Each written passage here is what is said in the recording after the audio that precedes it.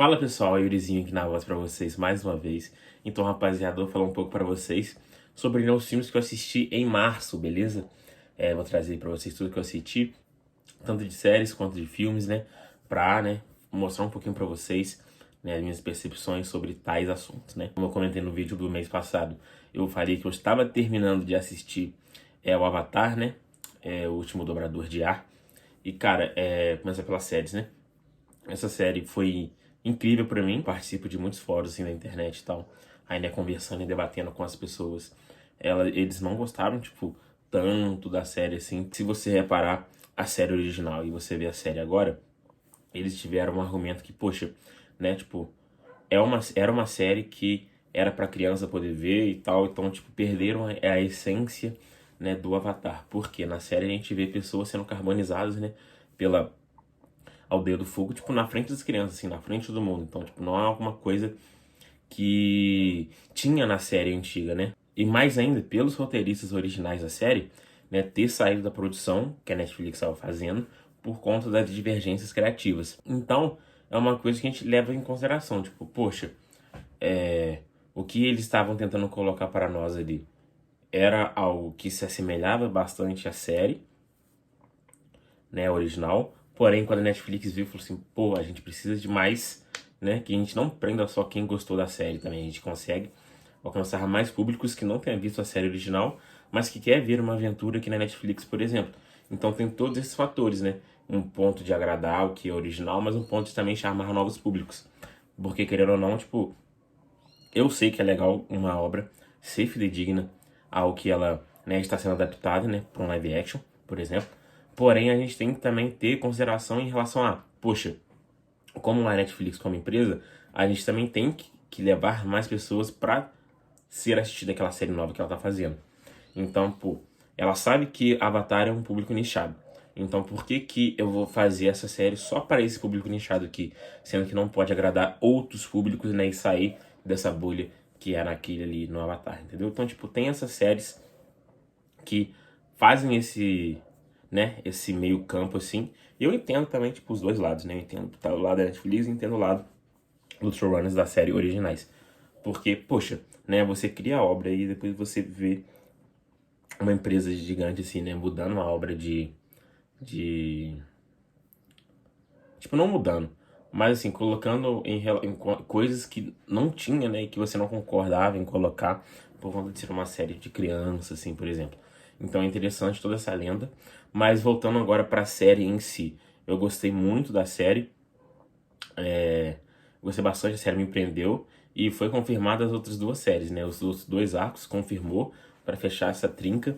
E eu gostei bastante, por conta de ter mais essas partes, né, tipo, da Dobra de Fogo, né, Cavaleiro dos Caras, eu gostei, deu um ar de mais seriedade à série, muito interessante, a química entre os três personagens ali também eu achei legal, tipo, tanto o Sokka, o Aang e a Katara, e também o vilão, né, do fogo lá, que tenta poder reencontrar, né, tipo, pegar de volta a confiança do pai na hora de poder conquistar o Avatar, né, pra entregar ele de novo. Então a química deles é muito boa e o tio dele também. E eu gosto quando a série ela traz aqueles flashbacks pra gente poder ver o que aconteceu no passado em relação a tudo, né, pra gente ter essa história um pouco mais completa. E o visual da série tá maravilhoso, né, tipo, essa série tá muito plástica, ela tá lindíssima, lindíssima, todos os efeitos especiais, todas as tribos, né, que a gente consegue ver, tanto quando tem aquela parte da tribo do ar, então tipo, a gente consegue ver todas aquelas construções maravilhosas, então eu achei sensacional, né, muito bom. E eu gostei, agora é aguardar para o restante das temporadas, né, show de bola. Agora, eu assisti pouca coisa, tá, rapaziada, esse mês, agora passando pra parte de filmes, né, eu revisitei alguns filmes do Harry Potter, então eu revi porque às vezes eu tô no quarto deitado e tá passando ali, eu coloco para poder ver, aí vou revisitando. Então eu vi As Relíquias da Morte parte 1, vi o Príncipe Mestiço, o Enigma do Príncipe, e vi o 3 também. E um pouquinho do 8, né, que tava passando às vezes. Então é legal a gente poder ver toda essa dinâmica que quando você já viu a série de filmes várias e várias vezes e você volta para poder ver de novo, por exemplo, sempre que você vê alguma coisa, tipo, né, vê o filme mais, né, do que mais de uma vez, a gente consegue pegar detalhezinhos assim que a gente não conseguiu pegar nas vezes anteriores. Então é interessante quando a gente, como eu comentei de Duna no vídeo passado, por exemplo, a gente assistiu Duna 2, aí a gente revê Duna 1, a gente começa a ver no povo dos Fremen, por exemplo, né, essa parte deles de saudação ao Lissana Gaib, né, ao Muad'Dib, por exemplo. No Harry Potter é a mesma coisa em relação ao Snape, em relação a todas as minúcias em relação, tipo, a armada de Dumbledore lá, né? Mas eu falo, tipo assim, sem ser a de agora, mas a de antigamente, que participava o Sirius, os pais do Neville, os pais do Harry Potter, então a gente consegue pescar coisas ali. Em relação ao filme 7, por exemplo, tem vários outros detalhes que a gente também consegue colocar em consideração ao filme do Animais Fantásticos, né? Quando o pessoal fala que o Dumbledore, né, ele conquistou muito poder, mas a custo de quê?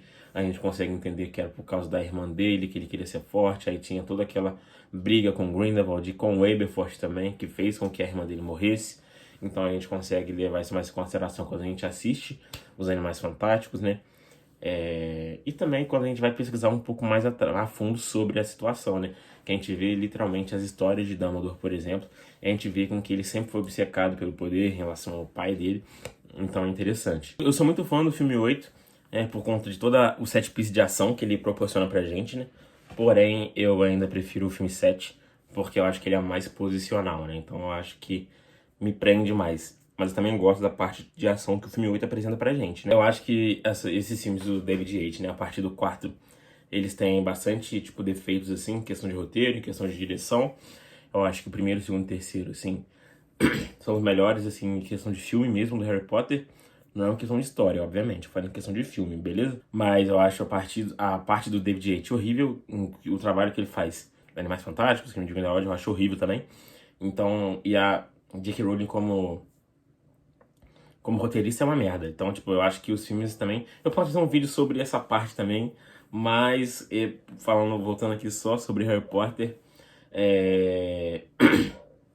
pra não dar muito spoiler, né, do meu próximo vídeo, por exemplo, mas voltando, tipo assim, eu acho que o David Yates como diretor, eu acho que ele não coloca o que poderia ser feito em relação aos detalhes que a história do Harry Potter apresenta em consideração em tela. Eu acho que não fica bem distribuído e não fica bem dirigido, né? Quando a gente vai poder ver, apreciar aquela obra, né? Então, por exemplo, uma parte do filme 8, né? Que a gente tem vários set pieces de ação, assim, só que a gente não tem, tipo, um grande respiro, ou não precisa ter aquela grande explanação, aquele set piece final, né, do Harry Potter. Eu acho que poderia ser diferente, né, com o Voldemort, dele, né, voando em relação a todo o castelo. Então eu acho que poderia ser um pouco melhor. Mas eu acho ele fraco em relação à filmografia, em relação ao primeiro, segundo e principalmente terceiro, né? Que pra mim foi o melhor, assim, em questão de direção. A gente vê, tipo, em relação a vários ângulos aqui, aquela posição da história, a gente vê uma visão clara que o diretor quer passar pra gente, né? Quando, por exemplo, tem a parte daquele bicho voador que eu não lembro o nome, né? Capaz de Hermione voltando no tempo pro Harry Potter falando um pouco do patrono pra gente. Então eu acho interessante, né? Então toda essa parte em questão de cinematografia, eu acho que a gente consegue entender muito melhor do que nos próximos filmes, né? O filme 7 eu acho bem melhor do que o oitavo em relação à filmografia, em questão à direção. Porque eu acho que a gente consegue entender bem direitinho os pontos, né? Com início, meio e fim, bem detalhado ali. Então a gente tem esse respaldo da linha temporal, né? Da storyline ali daquele filme. Então eu acho ok. Mas é interessante, né, como eu falei pra vocês, a gente revisitar essas obras antigas, porque a gente consegue pegar várias minúcias em relação a algo. Então é interessante a gente fazer isso também. Então façam isso, né, com as séries que vocês mais gostam, em relação a filmes antigos também, né.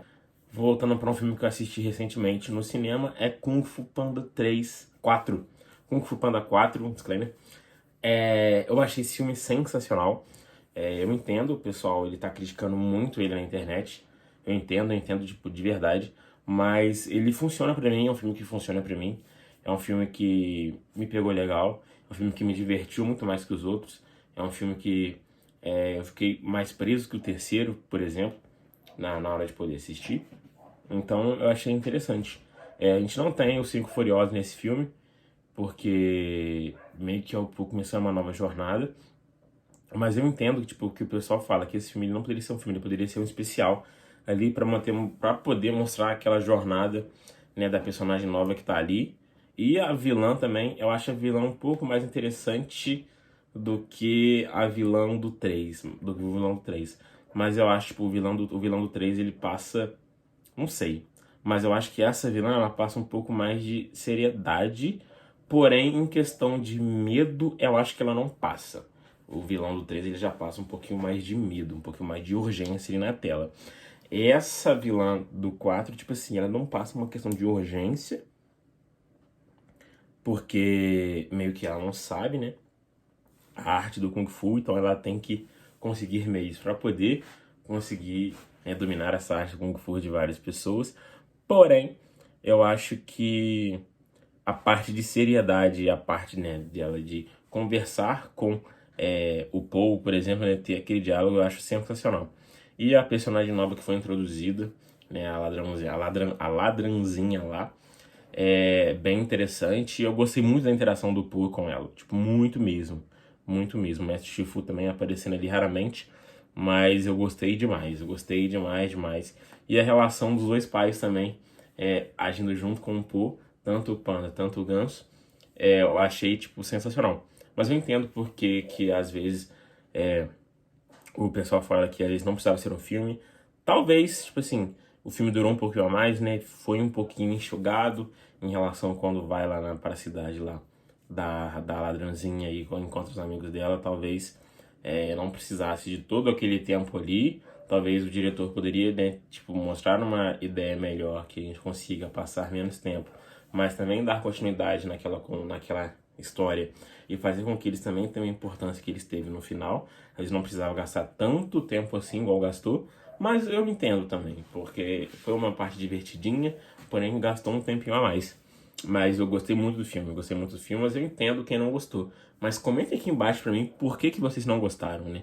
Comenta aqui pra mim, porque eu quero entender também o motivo de vocês não gostarem de tal. Beleza? Eu tô vendo pouca coisa ultimamente. Eu tô vendo também a série dos X-Men, então provavelmente mês que vem já teria acabado.